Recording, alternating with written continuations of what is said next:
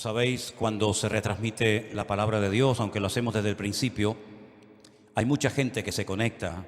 Tenemos hermanos en Las Vegas, parte de una de nuestras iglesias allí en San Francisco. Decirles que hoy hemos abierto un nuevo lugar de culto en la ciudad de Orlando, en Florida, ¿sí? Así que ellos están en este momento en directo, también por primera vez con nosotros. Había hermanos por diferentes partes de la ciudad, pero nos hemos puesto de acuerdo, hemos alquilado una iglesia que no la usan a esta hora, y entonces es la primera vez que los hermanos de Orlando, allí en Florida, se juntan para seguir la retransmisión de este culto en directo. Y habíamos hablado con una universidad en Miami para que nos alquilara un salón precioso. Ya estaba todo prácticamente apalabrado, pero nos han comunicado que los maestros, los profesores de la universidad, pues han decidido no alquilarnos el salón de culto porque no quieren correr alto riesgo. No quieren alquilar lugares para hacer reuniones porque está el ambiente un poquito caldeado, y entonces hemos tenido que posponer nuestras reuniones en esa universidad y estamos buscando otro lugar para, Dios mediante, comenzar también en breve en la zona de Miami, también reuniones con muchos hermanos que tenemos por allí. Y quisiera que en esta tarde, pues como siempre les pido, ¿no?, y como siempre veo que es así, estemos muy atentos a la palabra que voy a compartir con ustedes en esta tarde, que va también un poco en la línea y en la temática de los últimos mensajes, puesto que estamos viviendo tiempos muy interesantes, y solamente la palabra de Dios es nuestra fuente fidedigna de información, y a ella nos ceñimos sabiendo que Dios todo lo que quiere que sepamos lo ha revelado y escrito en su palabra. Y lo que no quiere que sepamos, por el motivo que sea, pues no nos lo ha dejado en su palabra, y eso no nos tiene que perturbar, sino lo que tenemos que hacer es ocuparnos en saber lo que dicen las Sagradas Escrituras, sobre todo lo relacionado con lo profético de los últimos tiempos. Estoy leyendo y leyendo otra vez las profecías que se encuentran en Daniel, que él dice la Biblia que las escribía pero no las entendía. Incluso en algunas ocasiones se le dice: escríbelas, séllalas, porque esto no es para tu tiempo.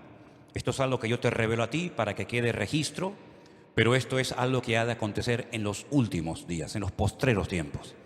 ¿Y quién no sabe que ya estamos en esos postreros días? Cualquier musulmán le pregunta si ellos saben que estamos en los últimos tiempos. A cualquier judío, a cualquier cristiano con dos dedos de frente, incluso a aquellas personas que no se definen como nada, pero te dicen, por ejemplo, cuando te los encuentras en la calle: esto va a reventar por algún lado.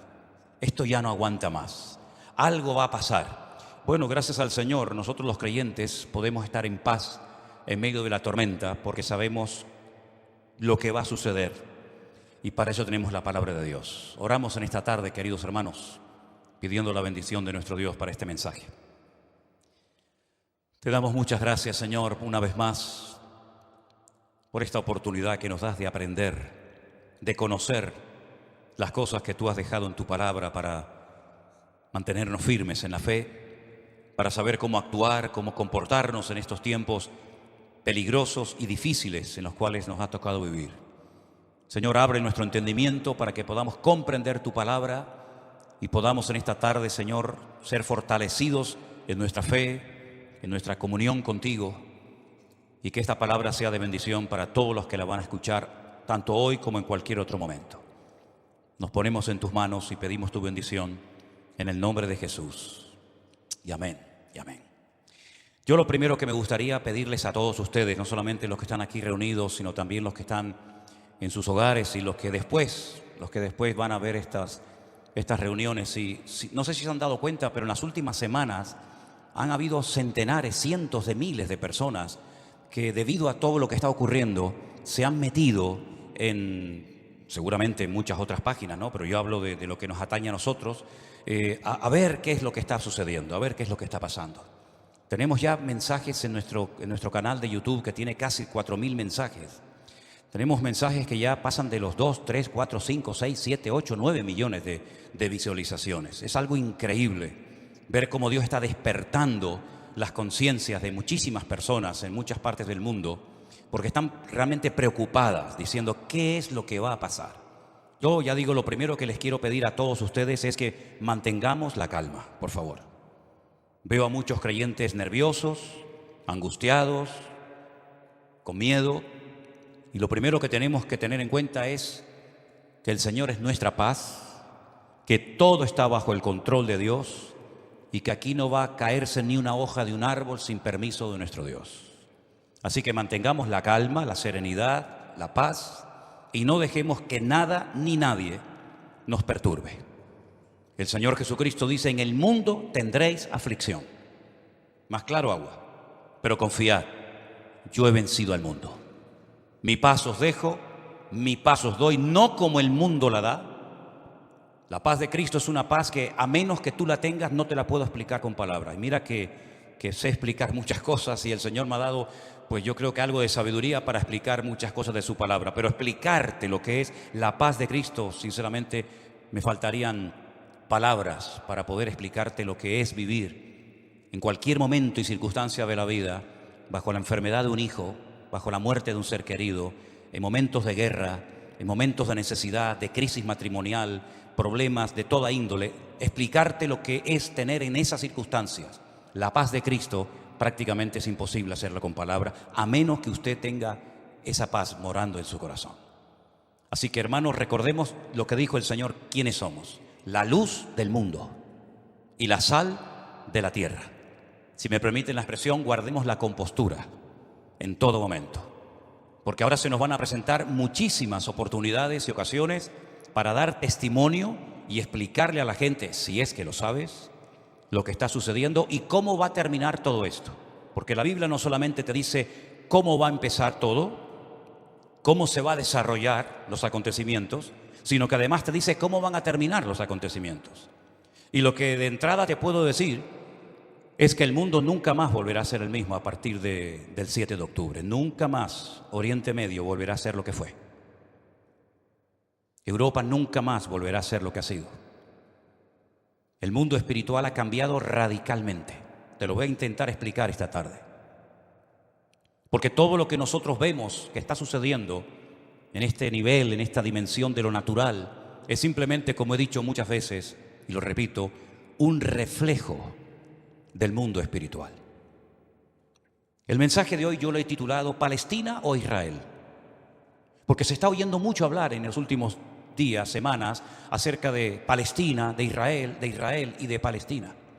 Y yo tengo que hacer un pequeño alto en el camino antes de entrar en lo que va a ser en sí el mensaje y decirte que no hay que ser ni judío, ni musulmán, ni creyente, ni cristiano, ni nada para saber que nunca, jamás en la historia hubo un Estado llamado el Estado palestino. Nunca existió tal cosa, jamás. Te voy a decir de dónde viene y quién le puso ese nombre a ese territorio de Palestina. Antes de que los judíos llegaran a ese país y declararan el Estado judío de Israel, como se llama, en 1948,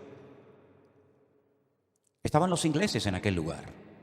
Después de la Primera Guerra Mundial se repartieron el mundo las naciones vencedoras y a Inglaterra le tocó lo que ellos llamaban en aquel tiempo Palestina.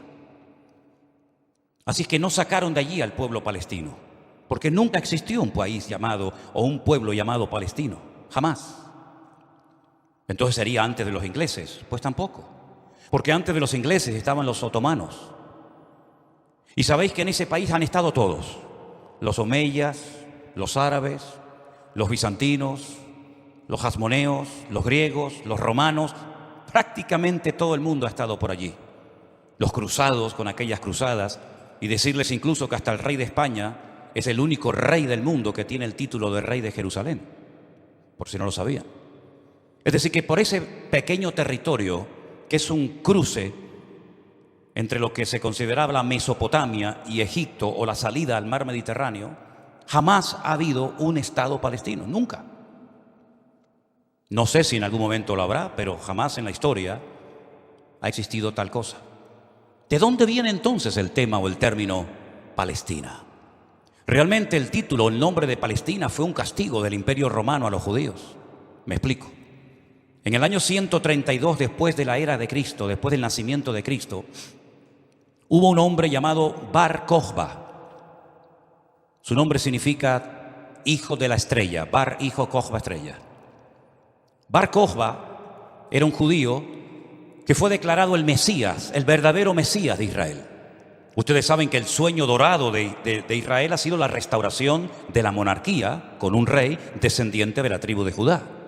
Y este tal Bar Kokhba, el hijo de la estrella, fue apoyado de una forma tremenda por un rabino muy famoso de la época llamado Rabí Akiva. Rabí Akiva, haciendo una pésima interpretación de un texto del Antiguo Testamento donde dice que el hijo de la estrella, hablando del verdadero Mesías, reinaría, apoyó de una forma tremenda a Bar Kokhba y emprendió una rebelión en contra del Imperio Romano. Y durante un par de años logró crear, entre comillas, un pequeño, país independiente que era la región o la provincia del sur de Judea. Los romanos no le iban a permitir ni a Bar Kokhba ni a nadie que pisotearan a Roma, que humillaran a Roma. Y entonces se emprendió una matanza, una guerra terrible contra este líder religioso, político, y lo desmenuzaron. En aquellas guerras se cuenta que murieron más de 580.000 judíos. Una barbaridad.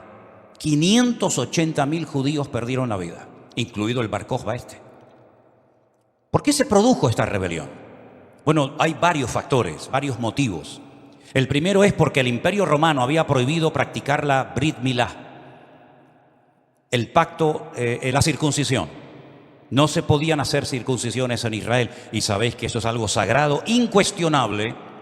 No se negocia el circuncidar sí o no a un varón. Eso es algo que nadie cuestiona. Incluso los judíos ateos lo hacen con sus hijos. Todos lo hacen, sean creyentes, practicantes o no. Y eso estaba prohibido. Estaba prohibido la celebración del Shabbat, el día de reposo para el pueblo de Israel en aquel tiempo. Estaba prohibido enseñar Torah, enseñar la ley de Moisés, celebrar las fiestas. Y para colmo, como ya Jerusalén había sido destruida, totalmente destruida en el año 70 por el hijo del emperador Vespasiano, Tito, la destruyó y cumplió la profecía que Cristo había dicho en Mateo capítulo 24. ¿Veis todo esto? No quedará piedra sobre piedra que no sea destruida. En el año 70 se cumplió literalmente esa palabra profética que Cristo le había dicho a sus discípulos y que la encontramos en Mateo 24, y la ciudad de Jerusalén fue destruida completamente, incluido lógicamente el templo. Los tesoros del templo, que eran incalculables, se llevaron a Roma, y su padre, Vespasiano, construyó un templo, pero a la muerte, el famoso Coliseo romano, que todavía lo pueden visitar los que quieran. Y para hacer una conmemoración de esta victoria, entrando o muy cerca del Coliseo romano está el Arco del Triunfo de Tito, por donde les desfilaron las legiones romanas, humillando a los judíos que se los llevaban por miles y centenares a Roma para ser lanzados al circo romano, crucificados, etcétera, etcétera. No solamente ocurrió eso, sino que para más INRI, para más humillación, lo que hizo el emperador Adriano fue cambiarle el nombre a la ciudad de Jerusalén. Subió a lo alto de donde estaba el templo, que es el monte Moriah, donde actualmente está el Domo de la Roca, y al lado la mezquita famosa de Al-Aqsa. Y allí puso un templo a Júpiter, una de las divinidades más adoradas y queridas de Roma. Y le cambió el nombre de Jerusalén por Aelia Capitolina. Y ese fue el nombre que le pusieron. Esto fue una humillación tan grande que no pudieron soportar semejante humillación parte de la tribu de Judá que estaba todavía en aquel tiempo allí, que decidieron emprender una rebelión en contra de Roma. Y en el 132 este hombre Bar Kokhba, se atrevió a plantarle cara al Imperio Romano, y durante un par de años tuvo, éxito, pero finalmente fue despedazada y arrasada completamente ese país. El rabino que lo apoyó, el Rabí Akiva, lo llevaron a Cesarea la Marítima. Digo la Marítima porque sabéis que en los tiempos de la Biblia había dos ciudades que se llamaban Cesarea de Filipo al norte y Cesarea la Marítima al lado del mar Mediterráneo, y allí con peines de hierro al rojo vivo le arrancaron toda la piel y lo torturaron hasta la muerte a Rabí Akiva. Y ya se acabó cualquier otra posibilidad de rebelarse, de levantarse contra el Imperio Romano. Queda un pequeño reducto de judíos, rebeldes, pero bueno, ese es tema para otro día. Y entonces, para humillar más a ese país, para que nunca nadie pudiera recordar que un día hubo una ciudad llamada Jerusalén, que ahora se iba a llamar, y hacía años que se llamaba Aelia Capitolina. Al país se le puso Filistea, tierra de filisteos. Y de ahí viene la palabra, el origen de la palabra Palestina. Fue un castigo de Roma a los judíos para que nunca más nadie pudiera echar de menos un país llamado Israel. Y esa es la historia del nombre Palestina. Y por allí, ya digo, han pasado todas las civilizaciones, culturas, religiones, imperios, cruzados, etcétera, etcétera. Pero nunca, a pesar de que Roma le puso a ese país Palestina o tierra de filisteos, jamás hubo un estado propio, gobernado, libre, independiente, llamado el Estado de Palestina. Jamás lo ha habido, nunca. Y no hay ni que ser cristiano para entender esto. Cualquier persona lo sabe perfectamente. Por lo tanto, cuando hace unos días un señor dijo que Jesús era palestino, yo le pediría a los que son de ese país que se pongan en contacto con su embajador o con su presidente y le corrijan a este señor, porque Palestina no existía en la época del Señor Jesús. Hay que decirle a este señor que Jesús era de la tribu de Judá. Su padre y su madre, que están sus árbol genealógico en la Biblia, Mateo capítulo 1, Lucas capítulo 3, eran descendientes de la tribu de Judá, que a su vez estaba entroncada con la casa real del rey David. ¿Y quién era David? Era de la tribu de Judá. Su papá se llamó Isaí. El padre de Isaí fue Obed. El padre de Obed fue Booz. Y Booz era el hijo de Rahab, que se casó con Salmón, que era del pueblo de Israel. Por lo tanto, Jesús era judío. Por eso lo circuncidaron a los 8 días. Por eso subía a Jerusalén 3 veces al año, para celebrar las fiestas que la Torá de Moisés indicaba que tenían que subir a Jerusalén. Por eso Jesús nunca fue a una mezquita, siempre fue a sinagogas, porque ni siquiera las mezquitas, el Islam, existía en la época de Jesús, sino que tendrían que pasar más de 600 años, más de 6 siglos y medio, hasta que naciera el Islam, que por cierto significa sumisión. ¿A quién? Lo interesante es que el Señor Jesucristo, cuando es juzgado por sus enemigos, en este caso los romanos, el que lo sentencia a muerte, ordena poner encima de la cruz un título escrito en 3 lenguas: latín, griego y árabe. Si ustedes me dejan que siga, tienen un problema, porque he dicho un disparate y ustedes no han dicho nada. Y ustedes no tienen que permitir que yo ni nadie diga disparates en este púlpito. Eso es. Entonces corríjame cuando digo algo mal, no tenga miedo. El Poncio Pilato dijo de encima de su cruz tienen que poner un cartel en latín, el idioma de los romanos, en griego, la lengua internacional de la época, y en hebreo, que es el idioma que habla este pueblo, que diga Jesús Nazareno, rey de los judíos. No dijo rey de los palestinos, no dijo rey de los árabes, dijo rey de los judíos, que eran los que vivían allí.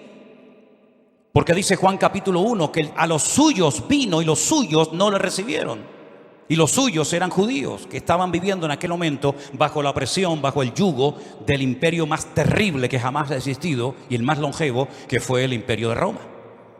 Así que de ahí viene todo esto del nombre Palestina y filisteos y todo esto, queridos hermanos. Pero nunca, repito, ha existido un Estado palestino. Cuando en 1948 las Naciones Unidas decidieron partir el país en 2, Israel dijo: estamos de acuerdo. Si los árabes que en ese momento habitaban en ese país, que la mayoría eran de origen jordano, el país que estaba al lado, porque no sé si saben que, por ejemplo, la explanada de las mezquitas arriba, en el monte Moriah, en el monte de Moriah, eso está bajo protectorado de Jordania. Y cuando tú ves a los ancianos caminando por las calles de la ciudad vieja de Jerusalén, la mayoría de ellos llevan un pañuelo de cuadraditos blancos y rojos, que es el pañuelo de Jordania, porque Palestina no representa a nadie, sino ellos eran de origen jordano, ¿verdad? Y es interesante notar que Israel en ese año decidió quedarse con los territorios que las Naciones Unidas decidieron darle, y los árabes dijeron rotundamente no. Que yo digo, si hubieran sido listos en ese momento, hubieran dicho: vale, nos quedamos con la mitad, y ya con la mitad, ya que es mía, después podemos hacer otro tipo de presiones, pero por lo menos ya tengo la mitad. y es que si dices que no, al final no vas a tener ni lo que tenías. Durante todos estos años, desde 1948 hasta hoy, ese país siempre ha estado en guerra, o preparándose para una guerra, como dicen allí. Y la cruda realidad es que ese pequeño pueblo ha ganado todas las guerras, no ha perdido ni una. Ha desbaratado naciones tremendamente poderosas con un poderío militar espectacular. Y cada vez que gana, lógicamente, extiende el terreno.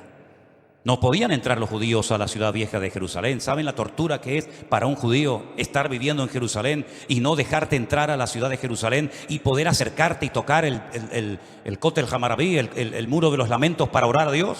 No podían hacerlo.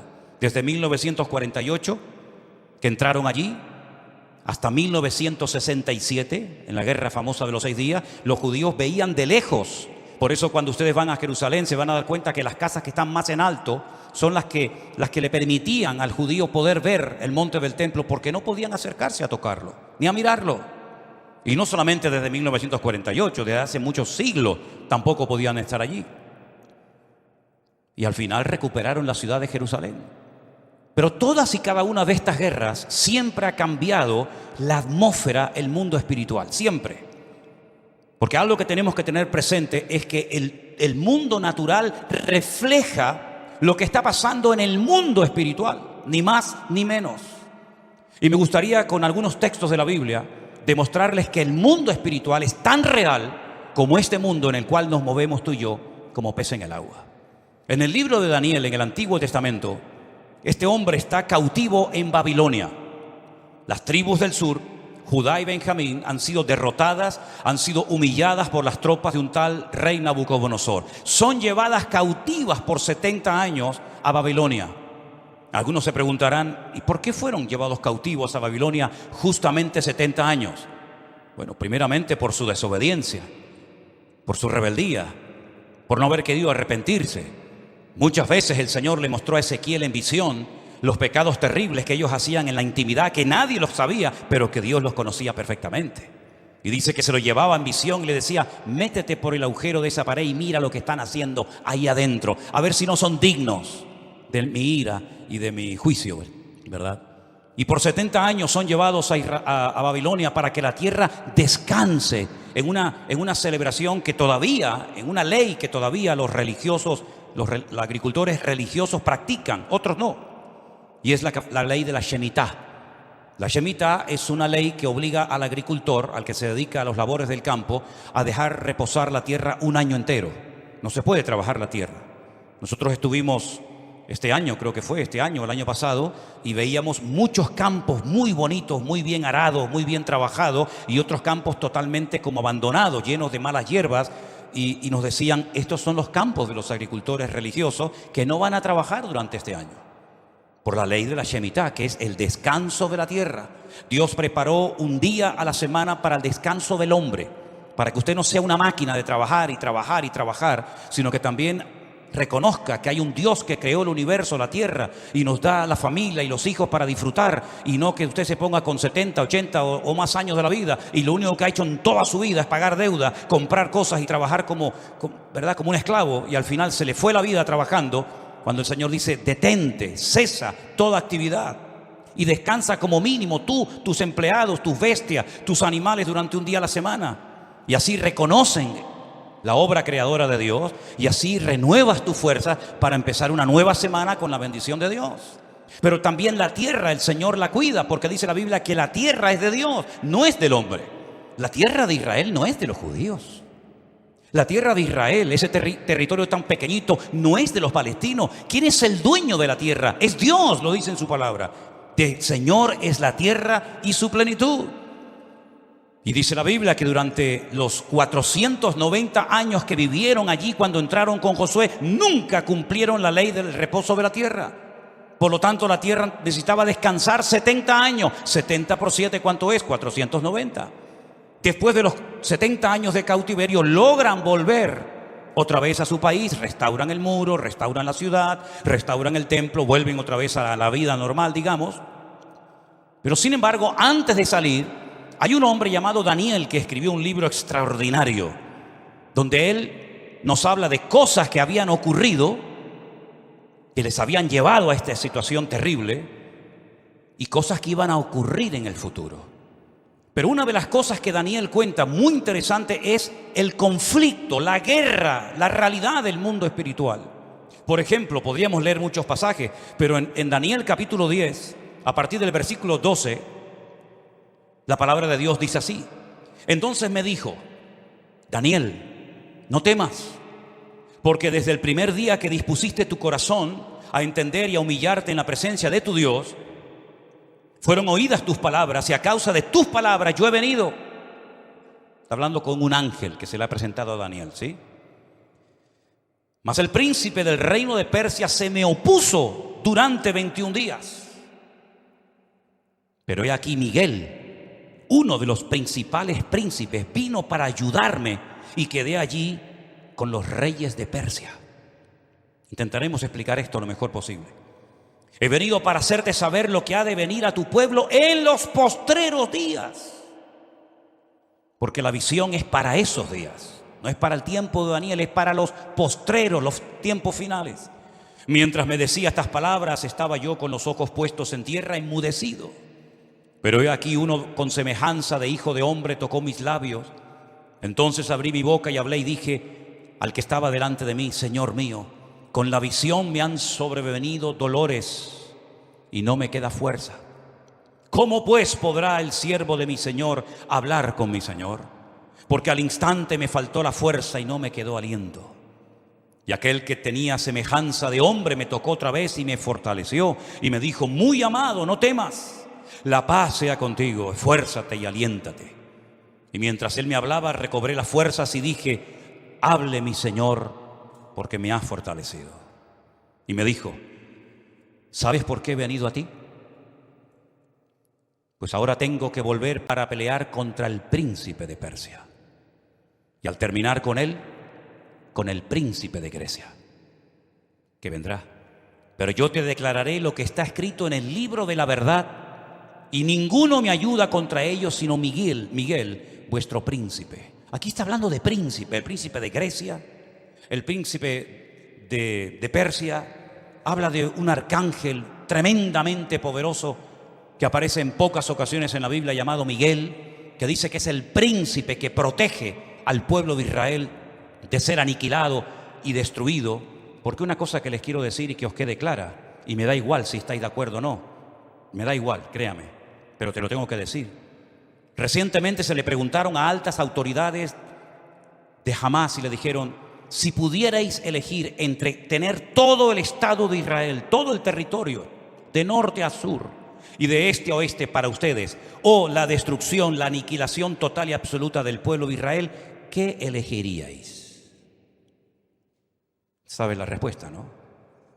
Preferimos que no exista ni un solo judío sobre la faz de la tierra antes de quedarnos con todo su territorio. Porque no es que quieren quedarse con todo el territorio, es que quieren arrojar al mar o al desierto para que muera toda la población de Israel, que en este momento está alrededor de unos 15 millones de personas más o menos repartidas en varias naciones de la tierra. ¿Quién puede negociar con alguien que te quiere matar? ¿Quién puede negociar con alguien que viola a tus hijos y los quema delante de tu presencia? ¿Quién puede negociar con alguien que le abre el vientre a una mujer embarazada y le saca a su hijo que aún está con vida? ¿Quién puede negociar con alguien que te odia y que el sueño de su vida es destruirte a ti y a toda tu descendencia? ¿Quién puede negociar con semejantes salvajes? Fijaros que ya no digo animales, como decía hasta el otro día, porque no quiero ofender a los animales. Pero aquí encontramos una realidad espiritual. Daniel estaba orando, estaba ayunando por 21 días, 3 semanas seguidas, y la respuesta a su oración no venía la respuesta a su oración. Y finalmente se le presenta un ángel y le dice: desde el primer día que te pusiste a orar, tu oración llegó a la presencia de Dios. Y entonces, ¿por qué no vino la respuesta? Porque el príncipe de Persia se me oponía. Había interferencias, por decirlo de alguna manera, en el mundo espiritual. ¿Quién es el príncipe de Persia? Un poder espiritual, un príncipe de las tinieblas que no quería que Daniel recibiera la revelación y la información de lo que le iba a pasar a su pueblo a corto y a largo plazo. Y con esto coincide lo que se ha leído esta tarde desde este mismo púlpito, la famosa armadura del cristiano en Efesios capítulo 6, donde el apóstol Pablo dice: nuestra lucha ahora como creyente no es contra sangre y contra carne, no. Esa ya no es nuestra batalla, esa ya no es nuestra lucha. Nuestra lucha, que existe y es real, es contra principados y contra potestades, contra los gobernadores de las tinieblas, contra huestes espirituales de maldad en las regiones celestes. Y por eso Pablo describe la armadura del soldado romano, pero dándole como una aplicación para que el cristiano pueda vivir en todo momento bien armado, bien preparado, bien listo para poder enfrentar ese conflicto espiritual que todo creyente sabe perfectamente que está librando. Fijaros que las últimas palabras del apóstol Pablo cuando escribe a Timoteo le dice: he peleado la buena batalla. No ha sido fácil llegar hasta la meta, Me han torturado, me han apedreado, me han puesto en la cárcel, etcétera, etcétera. Y he peleado la buena batalla y he acabado la carrera. A Timoteo, cuando está pasando un momento de desánimo, de caído en su espíritu por las presiones y las luchas que está llevando a cabo en la iglesia que está pastoreando en Éfeso, le dice: pelea la buena batalla, echa mano de la vida eterna, sufre penalidades como buen soldado de Jesucristo. Yo sé que por ahí se ha predicado un evangelio aguado, un evangelio donde ven a Cristo y todos los problemas se te van a solucionar. No es verdad. Dios te va a dar gracia, paz y fortaleza en medio de los problemas, pero muchos problemas no van a desaparecer por el hecho de que ahora usted se ha convertido a Cristo. Si le han predicado otra cosa, no es mi problema, pero sí es mi responsabilidad decirle que la vida no es fácil, ni para el ateo ni para el creyente. Y dice la Biblia que cuando sale el sol calienta buenos y calienta malos. Y cuando hay guerras mueren buenos y mueren malos. Y cuando hay un naufragio mueren cristianos y mueren ateos. Y cuando hay un atentado, cuando hay un terremoto o cuando hay un tsunami, mueren cristianos, mueren blancos, mueren ricos, mueren todos, porque es parte de la vida. Pero en medio de las tormentas y sufrimientos de la vida, nosotros sabemos que el Señor está a nuestro lado.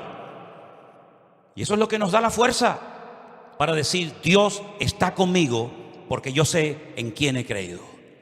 Miren a Job, y no me quiero ir del tema, pero miren a Job, un hombre que perdió a sus hijos, un hombre que perdió su salud, un hombre que perdió su patrimonio, toda la vida trabajando para tener 4 cosas y en un día las perdió todas, como le puede pasar a cualquiera, ¿o no?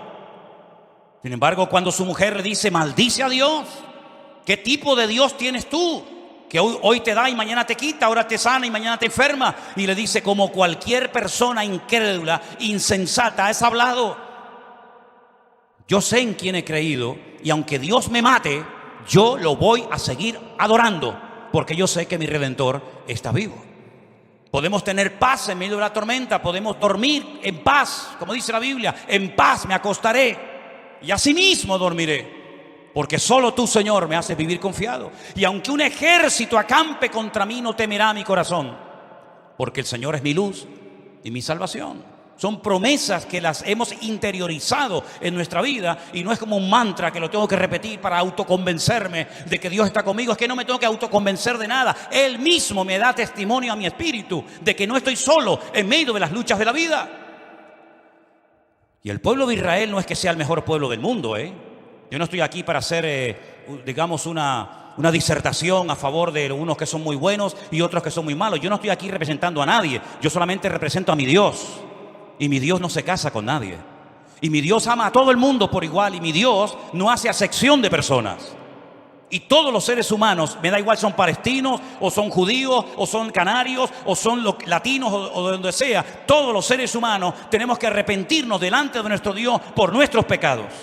Y aquí no hay ni buenos ni malos, sino que aquí cada uno tiene que ser consciente de que no hay justo ni aun uno delante de la presencia del Señor. El mismo Señor Jesucristo, y hoy lo leía en el Evangelio de Mateo, le decía a los judíos: si no os arrepentís, todos pereceréis igualmente. Por lo tanto, mis queridos hermanos, lo importante es saber que estamos en una guerra espiritual, porque estamos a punto, y lo vamos a ver, que todo va a cambiar. La película que hemos vivido hasta el día de hoy, nuestra vida ha sido como una especie de película, con diferentes actores, diferentes escenarios, ¿verdad? El escenario va a cambiar completamente. Los actores van a cambiar. El guión va a cambiar. Y cuando está a punto de producirse un cambio en el mundo significativo que afecta a miles y a millones de personas, hay siempre guerra en el mundo espiritual. Miren cuando Cristo nació, la guerra espiritual que hubo. Comenzaron a asesinar niños, ¿verdad? Comenzaron una serie de revoluciones, porque cada vez que va a haber un cambio que va a afectar la economía, la política, la vida social, etcétera, siempre hay un conflicto espiritual tremendo. Daniel estaba orando porque quedaba pocos años, poco tiempo, probablemente estaba por el año 68, máximo al 69, de la liberación, ¿verdad?, del pueblo. Y Daniel estaba no preocupado, pero sí indagando, leyendo las escrituras, orando y ayunando, porque sabía que se avecinaba, se oteaba en el horizonte un cambio tremendamente significativo. Miles de personas por fin iban a poder volver otra vez a su país. Iba a haber una masa de gente que iba a ir de un lugar a otro. Y esos cambios, hermano, no se producen por casualidad. Esto que estamos viendo, que ayer llegaron 1000 al Hierro, el otro día 600 a Lanzarote, el otro día no sé cuántos al Hierro, todo eso no es producto de la casualidad. Satanás está cambiando la escena mundial. Y lo vamos a notar en pocos días, en pocas semanas. Esto va a ser completamente diferente. Y los que tengamos la oportunidad y el privilegio de volver a Israel, porque vamos a volver a Israel, no nos vamos a encontrar al Israel que hemos conocido por más de 20 años. Nos vamos a encontrar a la gente de una forma diferente, una actitud diferente, una atmósfera completamente diferente, porque estamos en una guerra espiritual tremenda. Cuando se lee la famosa armadura del cristiano, se enfatiza mucho que la espada es la palabra de Dios, el yelmo o el casco del soldado representa la salvación, el escudo representa la fe. Pero si ustedes prestan atención a esa armadura de la cual Pablo nos está hablando aquí en Efesios capítulo 6, lo primero que él hace cuando escribe la carta es orar para que los ojos de vuestro entendimiento sean alumbrados y tengáis espíritu de sabiduría y de revelación en el conocimiento de él. Pablo dice que a los incrédulos Satanás les cegó el entendimiento. Y uno dice, ¿cómo? ¿Cómo es posible que gente tan inteligente, capaz de hacer cosas tremendas, cuando le hablas de la Biblia no se enteran de nada? Son como ciegos, como analfabetos espiritualmente hablando. Capaz que el tipo es un matemático, un científico espectacular, pero cuando le hablas de las cosas del reino, de las cosas espirituales, dice que para él son locura, no las entiende.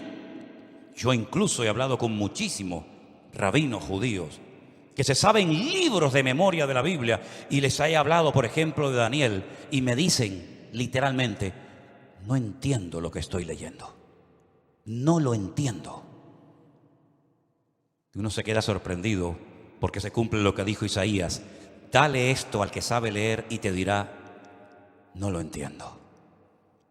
Y Pablo dice que esta armadura representa la verdad, la justicia, la paz, la fe, la salvación y la palabra de Dios. Fíjate qué palabras tan interesantes. Dice que ceñid vuestros lomos con la verdad, con la coraza de justicia, calzados los pies con el apresto del evangelio de la paz, coger el escudo de la fe, tomad el yelmo de la salvación y la espada del Espíritu, que es la palabra de Dios. Estas 6 cosas, estos 6 elementos están en el punto de mira de Satanás para arrancarlos de nuestra sociedad de un plumazo. Quiere cambiar la verdad en mentira y convertir la mentira en verdad. Si no, sal por la calle hoy en día y pregunta cosas que tienen que ver ya no con la fe, sino con el sentido común. Y te vas a dar cuenta que hay gente que cree en mentiras, creyendo 100% que son grandes verdades. Y las grandes verdades las cuestionan y las echan a un lado porque dicen, eso no es verdad, eso es mentira. Esa es una de las estrategias del diablo, bombardear, dinamitar las escuelas, las universidades, incluso también, como no, las iglesias, la familia, los gobiernos, la política, el arte, la pintura, la literatura, todo, para que al final la sociedad siga creyendo más en las mentiras que en las verdades. ¿Quién enseñó que para ir al cielo hay que explotarse? Es una gran mentira, pero 1.000 millones creen que es una gran verdad. Aquí vino hace poco una persona que me decía, ¿cómo es posible que ustedes crean que la tierra es redonda? si la tierra es plana? Yo decía, pero ¿me está hablando en serio este hombre? Quiere quitar la verdad y convertirla en mentira. La justicia la quiere convertir en injusticia. De hecho, muchas veces hay más sentido común, más sentido de la justicia en la calle, en la sociedad, hablando en una cafetería o en un bar, que cuando ves un acto supuestamente de justicia, que es una tremenda injusticia. Cuando a una persona se le meten en su hogar y no los puedes echar porque no tienen dónde vivir. Y no les puedes cortar la luz y el agua porque es un delito. Si le corto a un ocupa en mi casa la luz y el agua, y han convertido la justicia en injusticia.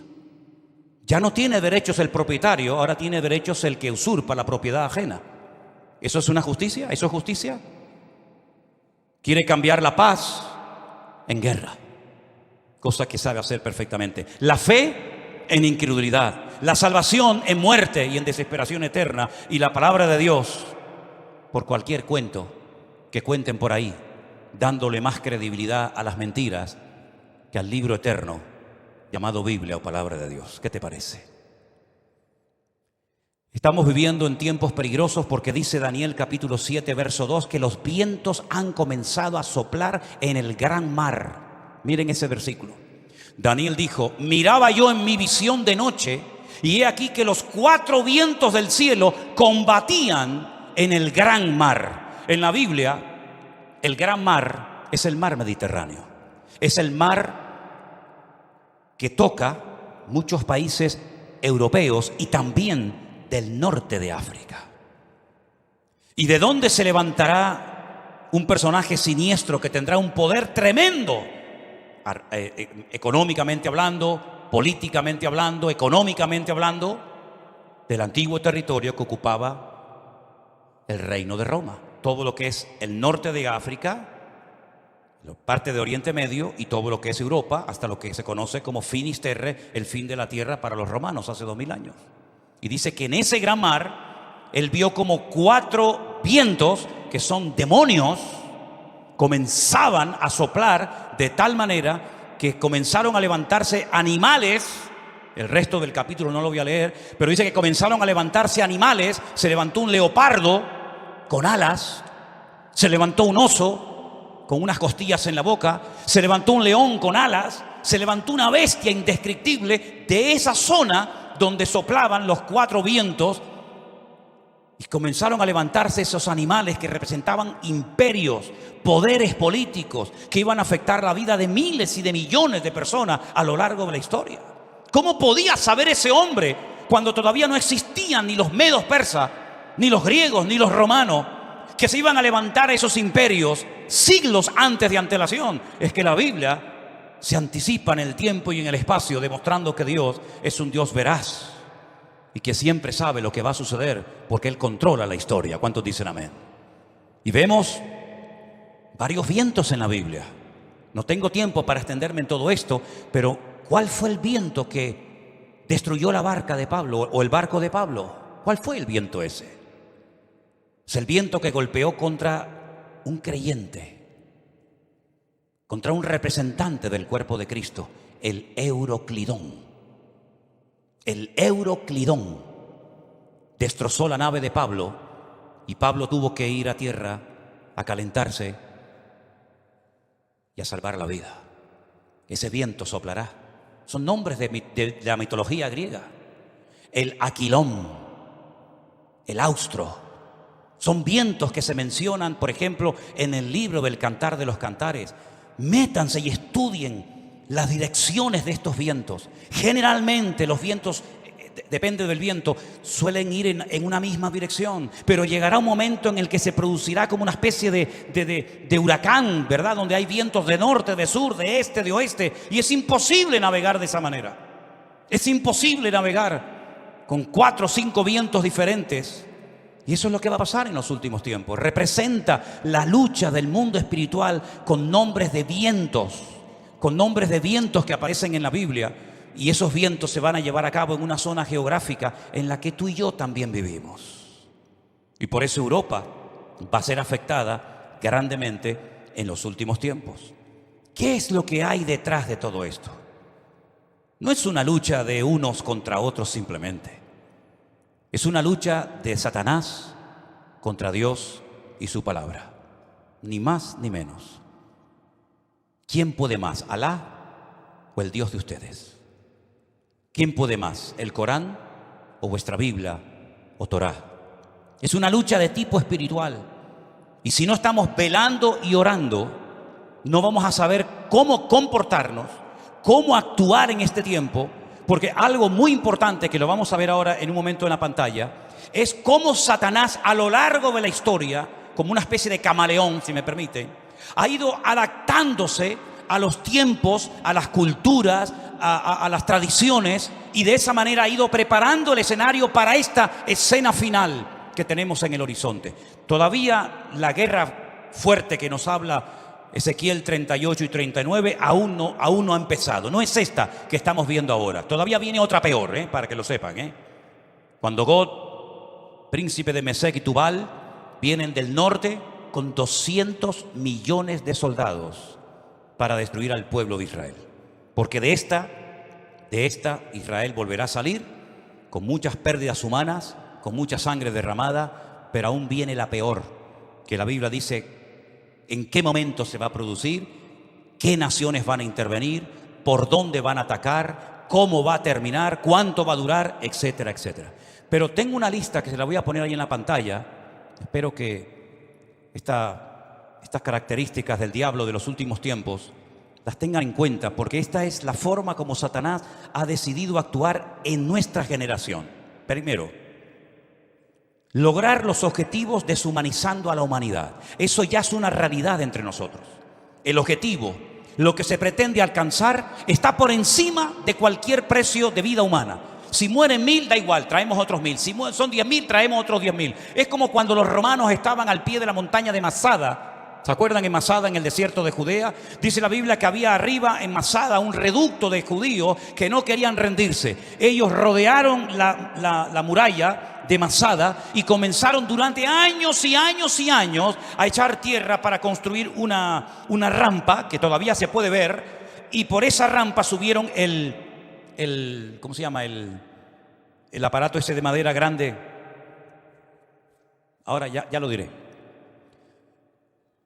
4 años preparando esa rampa para poder subir arriba. Dice la Biblia que la iglesia es columna y baluarte. Ahí está, ya me vino. El baluarte. El baluarte era esa torre de madera que iban arrastrando los esclavos. Dentro iba llena de soldados y cuando llegaba arriba se abrían las compuertas y salían para atacar. 4 años preparando esa rampa de tierra. ¿Cuántos murieron? Miles. Muchos de los que estaban trabajando al pie de la montaña eran familiares, conocidos, vecinos o amigos de los que estaban arriba, rodeados por las legiones romanas. Hay una película de Peter O'Toole que se llama Masada. Véanla para que vean la historia, qué interesante.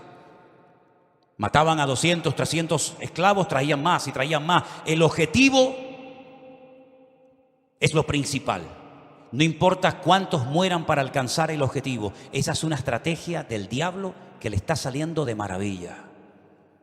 Y es la misma estrategia que están utilizando estas personas hoy en día. El fin justifica a los medios. La vida humana no tiene ningún valor. El objetivo es lo principal. Número 2. La ambición prevalece por encima del respeto a la vida. Voy a conseguir mi objetivo y alcanzar mis metas a toda costa. Me da igual si tengo que torturar, matar, me da exactamente igual. La ambición, la arrogancia de mi corazón es tan poderosa, es tan fuerte, que si tengo que hacer lo que haga falta, lo hago. Número 3. Alcanzar lo divino olvidando lo humano. Si para ir al cielo y tener las 90 que dicen que voy a tener allá arriba, tengo que asesinar a todos estos, estoy dispuesto a hacerlo, porque lo divino, lo que yo creo que es lo divino, prevalece sobre lo humano. Una estrategia diabólica terrible. Cuando hace unos días vi en un reportaje que hicieron y le preguntaban a unos niños de entre 8 o 10 años, ¿qué quieren ser cuando sean grandes? Y decían, nosotros queremos ir al cielo. Por eso queremos prepararnos y convertirnos en mártires. Una criatura que lo que tiene que hacer es jugar y disfrutar de la vida. Lo divino ha desplazado toda racionalidad, todo raciocinio. Es el mundo al revés. La tecnología de la desinformación. España es número 1 en esto, España es capaz de ponerte una imagen que no tiene nada que ver con lo que está hablando. De hecho, ha habido a veces en varias cadenas de televisión en España que están hablando de un conflicto X, de una situación cualquiera que sea, y ponen unas imágenes de hace años que no tiene absolutamente nada que ver con lo que ellos están contando en ese momento. Como tienen el poder de quitar, de poner, de añadir, de ese, etcétera, y cuando venga la inteligencia esta que llaman, ¿cómo es? Cuando venga la inteligencia virtual o artificial, perdón, ni te imaginas las barbaridades que vamos a ver, donde personas están comenzando a decir cosas que ellos jamás han dicho, pero que por una manipulación de la tecnología te hacen creer lo que no han dicho o lo que han dicho. En fin, una locura. Los medios de comunicación son una fábrica que crea deliberadamente ignorancia. Cuanto más ignorante sea la gente, mejor. La ignorancia para ellos es poder. Cuanto más ignorante sea una persona sobre la realidad, sobre la Biblia o sobre lo que sea, mejor. Creación deliberada de ignorancia. Sembrar confusión, toda la que se pueda y más, engañando deliberadamente a la gente. Poner en duda la credibilidad de la fuente. Por ejemplo, mi fuente de información es la Biblia. Ah, no, pero eso no sirve, eso está caducado. ¿Cómo? No, la Biblia está llena de contradicciones. Y se quedan tan panchos. Y se quedan tan tranquilos. ¿Cómo que está llena de contradicciones? ¿Dónde están las contradicciones? No, eso está lleno de eso no, esta no es la Biblia verdadera. ¿Cómo que no es la Biblia? No, la Biblia verdadera la tienen los curas en el Vaticano, me dijo una vez uno. Sí, tiran por tierra la fuente, la fuente mía no vale, la que vale es la tuya, la de internet, que te metiste anoche, leíste no sé qué. Esa es la verdadera, que ahora nos están fumigando. Esas nubes que aparecen en el cielo son aviones que nos están fumigando para que no llueva. Dios, pues menos mal que nos fumigaron para que no lloviera, Porque ayer hablaba con un pastor de Madrid que me dice, no puedo salir del coche porque tengo el agua hasta el cuello. Increíble, ¿no? Cuando vino el COVID, ¿se acuerdan?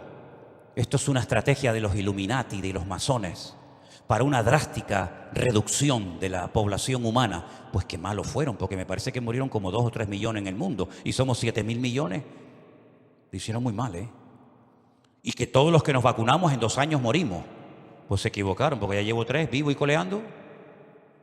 Pero en fin, esta fuente no vale, la que vale es siempre la de ellos. Negar los hechos. No, eso no fue así. Eso no fue así. Tengo imágenes de satélite, donde se ven desde los satélites cómo lanzan los distintos cohetes. Y más de 550 cohetes lanzados desde la Franja de Gaza, no uno como el del otro día, 550 cohetes han caído dentro de la Franja de Gaza. No, pero eso es manipulación. Eso es manipulación. Bueno, producir ignorancia manipulándolo todo, pervertir las prioridades, como aquellos que estaban construyendo un edificio tan grande, que dice que se tardaba 1 año en subir un bloque desde abajo hasta arriba. Y cuando iban por el camino iban tan agotados que caían, se mataban, y entonces la gente comenzaba a llorar y decía, pobrecito, no lloro por él, lloro por el ladrillo que no logramos ponerlo arriba. Lloraba más por el ladrillo que se había perdido que por la persona, por la vida que se había perdido. Hermanos queridos, vivimos en un mundo loco, al revés y patas arriba. Y permítame decirles que esto no ha hecho más que empezar. Nosotros como cristianos y como hijos de Dios no tenemos que tener ningún temor, porque ya sea que vivamos o muramos, somos del Señor. Y las puertas del Hades no prevalecerán contra la iglesia, dice la Biblia. E Israel no porque sea el mejor país del mundo, sino porque Dios tiene un pacto y unas promesas con ese pueblo, y Dios lo hace por honor a su nombre, va a proteger a esa nación. Dios ama a todo el mundo por igual, y todo el mundo necesita arrepentirse y humillarse delante de la presencia del Señor, porque aquí el gran problema es que al Señor Jesucristo lo rechazan por todas partes. Pero ojo, también los católicos rechazan a Jesús, Cuando usted le da más culto a su madre que a Jesús, usted está rechazando a Cristo. Cuando usted le da más prioridad a la madre que al hijo, usted está blasfemando el nombre de Dios. Ay, no diga eso, pues ¿qué quiere que le diga? Cuando usted le da más honra, más culto, más reverencia a la criatura que al Creador, usted está haciendo exactamente igual que aquellos que no quieren saber nada del Señor Jesucristo. Porque el Señor Jesucristo dijo: separado de mí, nada podéis hacer. ¿Tú crees que lo que tú has conseguido en la vida a Dios le impresiona? Dime la verdad. ¿Tú crees sinceramente que lo que tú has conseguido con sudor y lágrimas durante toda tu vida, Dios lo necesita? ¿Te lo vas a llevar en la caja cuando llegues a la otra vida? A Dios le impresiona. Ay, todo lo que tiene. Dios tiene 1000 veces más cosas que tú. Por lo tanto, Dios no necesita nada de nosotros. Somos nosotros los que le necesitamos a Él. Porque ya el Señor Jesucristo lo dijo: separados de mí, nada podéis hacer. Y esta realidad espiritual en la que estamos viviendo tú y yo hoy en día, la única forma de mantenernos firmes en el día malo, y ya empezó el día malo para nosotros. Mira, Moisés tuvo su día malo, Salió a dar una vuelta y se cargó a un hombre. Ese fue el día malo de Moisés. Pedro tuvo su día malo cuando aquella chica lo apuntó con el dedo y le dijo: tú eres uno de ellos. Y él le negó. Ese fue el día malo para Moisés, para Pedro. Elías tuvo su día malo cuando una depresión lo prendió y le dijo: Señor, quítame la vida, ya no aguanto más, estoy solo, ya no quiero seguir adelante. Ese fue el día malo. Adán y Eva tuvieron su día malo en el huerto del Edén. Pero tarde o temprano todos tendremos nuestro día malo. Y dice la Biblia: para que habiendo acabado todo, estar firmes. Y la única manera de poder estar firme y no caer en depresión, en desánimo y en tantas cosas que se hacen, es poniendo la mirada y la confianza solamente en nuestro Dios. Yo por eso he aguantado más de 40 años como cristiano, porque los cristianos me han dado muy buen ejemplo y me han ayudado mucho, pero los peores ejemplos que me han dado la gente en esta vida justamente también han sido los que se llaman cristianos. Y en las iglesias he sido muy bendecido y muy bien tratado, pero también he sido muy cuestionado y criticado. Pero ¿saben qué? Yo no me convertí a ustedes. A mí no me cambió la vida ningún pastor, ningún reverendo, ninguna iglesia. No, a mí me cambió la vida mi Señor Jesucristo. Y cuando ponemos nuestra mirada en los hombres, nos llevamos grandes desilusiones en la vida. Pero cuando ponemos nuestra mirada en el Señor, jamás caeremos, porque siempre tendremos su presencia y su bendición en nuestras vidas. Asegúrate de tenerlo a Él siempre presente en tu vida. Asegúrate de empezar el día, de vivir el día con Él. Parece mentira, ya estamos a finales de octubre, Se nos fue otro año prácticamente. ¿Y cómo va a terminar el año? Antes del 7 de octubre, todo era diferente. A partir del 7 de octubre, todo ha cambiado.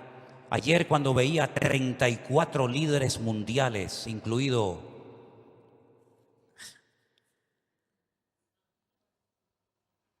¿saben qué les digo, no? Cuando yo veía 34 líderes mundiales y allí estaba don Peter Sánchez, yo decía, en estos 34 que están aquí, mira que los miré de arriba a abajo, de izquierda a derecha, ¿estará ya el anticristo? ¿Estará ya el anticristo? Porque el mundo está clamando por alguien que venga y solucione todo. Da igual si es musulmán, judío, creyente, ateo, de derechas o de izquierda. El mundo está clamando a grito, y de hecho este señor que vive en Roma dijo hace algún tiempo: lo que el mundo necesita es un líder, uno solo, con todo el poder para que gobierne. Y tuvo razón. El mundo verá a ese líder y el primero que lo van a apoyar van a ser ellos. Y yo me preguntaba, ya digo, ayer en esa reunión de 34 líderes mundiales, ¿estará aquí en medio de ellos este personaje siniestro? Porque esto se tiene que arreglar de alguna manera. Cada vez que empieza una guerra, sobre todo de Israel, siempre a los pocos días se reúnen o en el Cairo o en cualquier país para decir, sí, ahora no empiecen así, me parece, creo que es aquel, me parece, no. Siempre ahora todo el mundo se lleva las manos a la cabeza. Hay que parar esto como sea. Hay que pararlo antes de que entren los del norte. El único que puede traer paz a la tierra es el príncipe de la paz, que por cierto no fue invitado a esa reunión.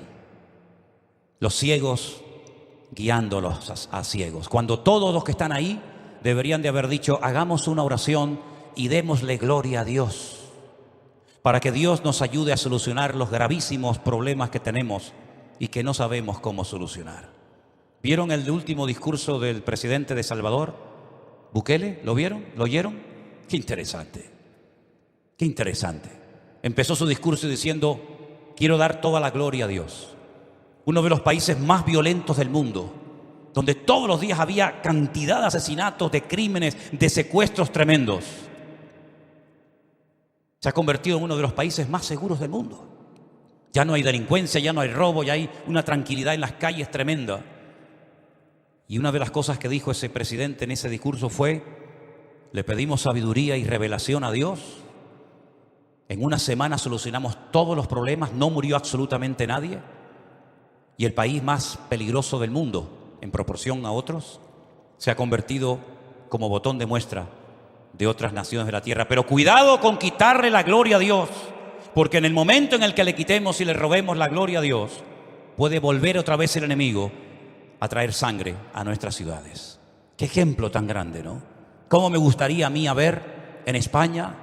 Me imagino que a ustedes, venezolanos, colombianos, cubanos, argentinos, ¿verdad? ¿Cómo nos gustaría ver a todos y a cada uno de nosotros que antes de hacer una reunión para intentar solucionar un problema dijeran, bueno, vamos a hacer una cosa.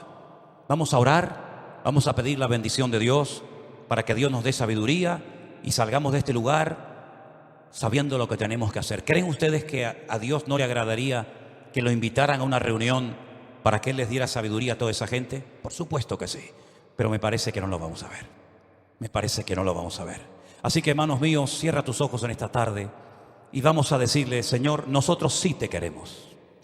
En estas reuniones no te quieren, pero nosotros sí te queremos, porque te necesitamos más que nunca y queremos que tú traigas primeramente paz a nuestras vidas, paz a nuestros hogares y sobre todo que te vean a ti y te reconozcan a ti, el único Dios vivo y verdadero, porque es la única manera de que podamos, como dice la Biblia, vivir reposadamente. Te damos gracias, Señor, en esta tarde por tu palabra. Te doy gracias porque sabemos que en esta lucha la victoria es nuestra, porque Cristo ha vencido al enemigo y tu victoria, Señor, prevalece por encima de todo. Te ruego, Señor, en el nombre bendito de Jesús, por esta situación, por este caos tremendo, que nadie sabe cómo pararlo, nadie sabe cómo solucionarlo. Pero yo te ruego, Señor, por tus hijos, por los que te han recibido, por los que han creído en ti, Señor, que esos son tu verdadero pueblo, Señor.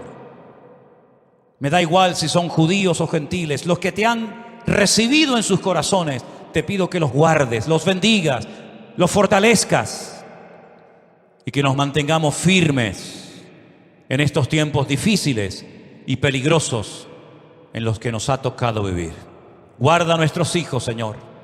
Queremos también hacer una oración especial pidiéndote por todas esas criaturas, esos niños pequeñitos y sus padres que han sido llevados de una forma cruel, terrible. Señor, que vuelvan todos y cada uno de ellos, Señor, cantando y alabando y dándole gloria a Dios. Señor, en el nombre de Jesús, tú no tienes ningún problema en resolver nuestros problemas y te pedimos ayuda. Por eso, Señor, métete en nuestra familia, toca la vida de nuestros hijos, toca la vida de los líderes del mundo para que te reconozcan y clamen a ti, Señor. Faraón pidió ayuda y la recibió. Nabucodonosor pidió ayuda y la recibió.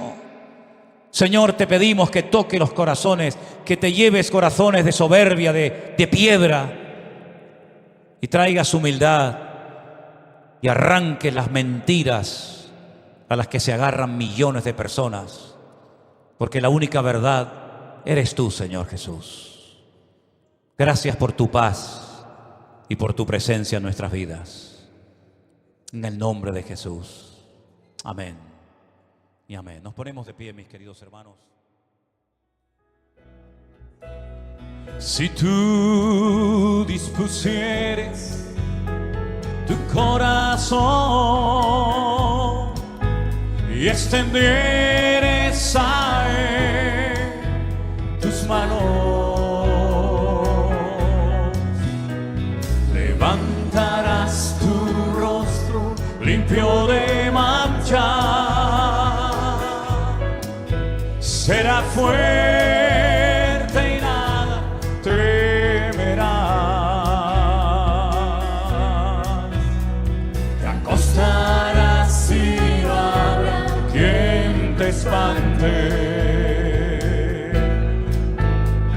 y muchos suplicarán tu favor. Te acostarás y no habrá quien te espante, y muchos suplicarán tu favor. Tendrás confianza, porque hay esperanza. mirarás alrededor y dormirás seguro, Y aunque oscurecer como la mañana será, la vida será más clara que el mediodía. si tú dispusieres tu Corazón, corazón extendieres a Él tus manos, levantarás tu rostro limpio de mancha, serás fuerte y nada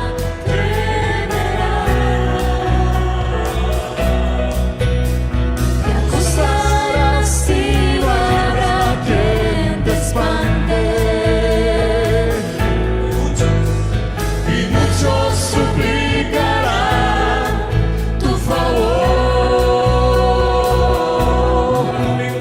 Te acostarás y no habrá quien te espante.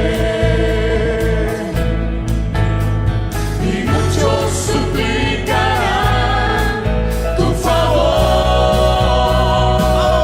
Tendrás confianza, porque hay esperanza. Mirarás alrededor Y dormirás seguro, y aunque oscureciere, como la mañana será, la vida será más clara que el mediodía. y muchos suplicarán tu favor. Y muchos suplicarán tu favor. Y muchos suplicarán tu favor.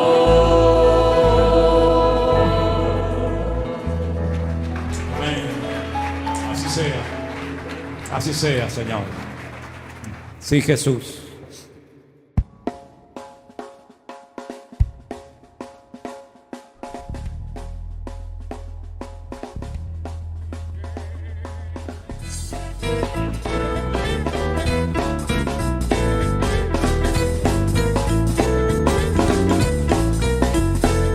Tienes roto el corazón de tanto sufrir y llorar.